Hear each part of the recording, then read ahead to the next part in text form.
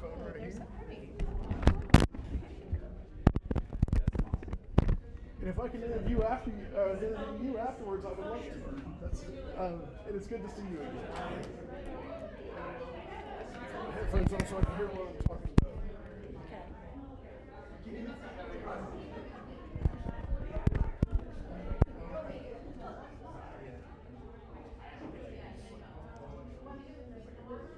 Now, what were you telling me a minute ago about this just kind of film seemed like the right place to house this? Well, I have such a long history here and met my husband here, and it's just the place that I care about. I grew up in Silva, so I was here, throughout my childhood, even classes here when I was just a teenager. So just a special program came here. And we met Jason, and we loved him, and we miss the staff here. So we knew it would be in good hands. And I was going to bring that up. This is a personal collection. This is your personal. It's our personal collection. And so this has to feel. It took a long time and a lot of work to acquire all this. It has to feel like, you said it feels like you're giving it a home. We have. It had a home for a long time once we collected. The major person that did this was my husband. Of course, I assisted him, and we did it together. And I guess I would say that we literally fell in love with the story of Masa. And we lived that as Bill wrote about it. We shed many tears about him over the years. And I told Paul, it has been so rewarding to have his early history, because we, wondered about that. But I will add something to this. I paint with watercolors. Masa's work has been an inspiration to me. And Bill has had to stop many times on the Parkway when I see a limb hanging over and framing a picture, or I see clouds and see the mountains in the distance. Now, I can't even get close to the types of things Masa did, but his work has really influenced me and affected what I do as a watercolorist, as well as our history, the influence. And Jason, once we met him and we realized this would have a wonderful home, it has been the most rewarding thing in the world to come here and to see how he has housed everything, the boxes and the care, and we've looked through them. Our grandsons looked through the boxes with us, and we're thrilled. And this is just a dream to us. We had no idea when we came here this was what we were going to see to this extent. There's a lot of people here. It's wonderful. It's good to meet you again. It's good and to meet you. It's nice to meet you. Now, what is it about George Masa? Because those of us who follow him or look, we're a little bit obsessed with him. What is it about that? Why? Well, first of all, Bill has walked all the trails in the Smokies. We grew up in the Smokies before we ever met each other. As children, we came there. So we were in love with the Smoky Mountains from childhood. And we took our first hike together in Deep Creek. In fact, one of the Masa pictures is of Indian Creek Falls, where we went the first time. And as we began to think about Masa, Bill wrote about him. He interviewed two people that had known him, and that enriched our understanding. But each time we read something, each time we saw his photography, it just became just a passion with us, and a very deep and passion for admiration and to know more. So we kept pursuing it. And it wasn't something that happened one time. We had a library in our home, is where all these things came from. And so in the evening, we spent time there. We frequently would talk about some new find. What did we find? Was there a picture in a brochure? Was there something somewhere? Bill he went on eBay, he went everywhere. We went everywhere to find Masa. And over these years, we found Masa in our hearts and in our lives. It's really special that you could do it with your husband. It's a shared experience. That has to be very special.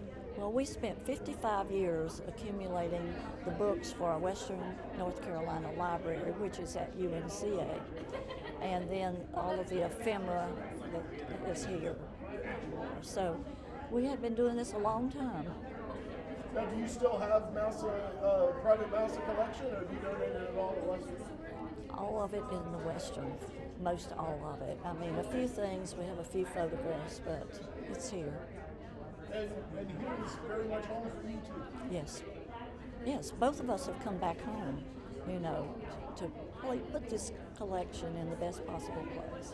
And we were talking about it as we came on campus, telling our grandson, it was just coming home. In fact, we went the wrong way to get in here because we were going from memory and it was not right. Awesome. Anything you want to ask? Actually, come over this way. Okay. I'm kind of curious, so, like, what did the process of finding the photos that you did, like, what were the different things you guys were doing to find the photos? What was the what? Say that again. How did you guys find the photos? Oh, well, it was like it was a hunt, a constant hunt. It was looking at all kinds of ephemera because Masa was involved in a lot of photography in Asheville, postcard photography, Biltmore State, all around the Asheville area. He photographed things. So we would find them sometimes in places we didn't expect. We would find them online. We found them through friends. We found them in books. We found them in just a multitude of different places. He was quite prolific, and it was, you know, he just worked. And the other thing about it, as we both walked in the Smokies, and Bill walked all the trails, you know, he thought about Masa as he walked there and studied the history of the development of the Smokies. And of course, Masa was part of the development. When you look at the map over there, it's amazing how he was able to do such amazing and accurate map drawing. And he was also part of the nomenclature committee that named the various places in the map. So it was a combination of constantly being on the alert, constantly looking, constantly engaged with places he had been. Do you remember, like,